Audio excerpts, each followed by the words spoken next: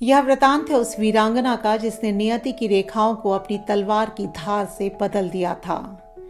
वाराणसी के मणिकर्णिका घाट पर जन्मी एक कन्या जो पेशवा के आंगन में छबीली बनकर चहकी, पर समय की पुकार पर भारत माता की सबसे प्रखर शस्त्र शिखा बन गई। यह कहानी मात्र एक रानी की नहीं बल्कि पराधीनता की बेड़ियों को काटकर फेंकी गई एक ललकार की है। जब नियति उन्हें झांसी की रानी बनाकर ले आई तो किसी ने भी नहीं सोचा था कि महलों में पली यह स्त्री एक दिन ब्रिटिश साम्राज्य का काल बन जाएगी।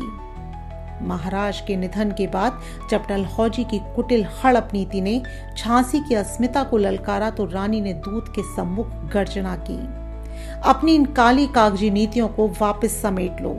झांसी का मूल व्यापारियों की समझ से परे है। विरासत गोद से नहीं वीरता से तय होती है। जाकर अपने गवर्नर से कह देना, मैं अपनी झांसी नहीं दूंगी। 1857 का वह महासमर शुरू हुआ तो झांसी के दुर्ग से स्वाभिमान की एक ऐसी चिंगारी उठी जो पूरे भारत में शोला बन गई। जब वह वीरांगना पीठ पर बालक दामोदर को लिए रण क्षेत्र में अवतरित हुई तो उनके पराक्रम ने हताश सैनिकों के भीतर विजय का नया उत्साह फूंक दिया। युद्ध से ठीक पहले उन्होंने अपने साथियों को अंतिम निर्देश दिया था कि मैं मर जाऊं तो यह ख्याल रखना कि मेरा शव उन लोगों के हाथ न लगे जो मेरे धर्म के नहीं हैं। ग्वालियर का मैदान साक्षी है उस महाबलिदान का। लहूलुहान शरीर और खंडित तलवार के साथ भी उन्होंने हार नहीं मानी। अपनी देह को शत्रुओं के स्पर्श से बचाने के लिए वे अग्नि की गोद में समा गईं। वे लपटों में विलीन होकर एक ऐसी ज्वाला बन गईं जिसने पूरे राष्ट्र के स्वाधीनता आंदोलन में नए प्राण फूंक दिए।